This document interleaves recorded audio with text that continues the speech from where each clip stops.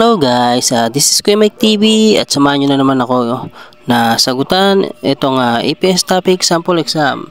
Ito yung mga basic pa rin na question na kaya pa rin nating sagutan kung talagang tayo ay nakapag-aral ng Korean language. Kayang-kaya natin sagutan to mga guys.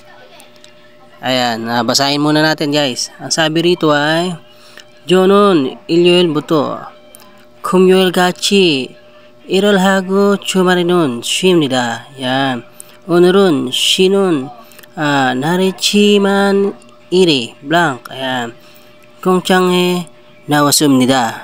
Yan. Sa palagay nyo guys, anong tamang sagot dito? Comment down your answer sa nakakaalam dito guys.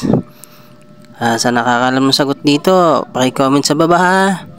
Ayan, muli ako ay nagpapasalamat sa lahat ng aking followers at sa lahat na mag-e-exam ngayong September 16.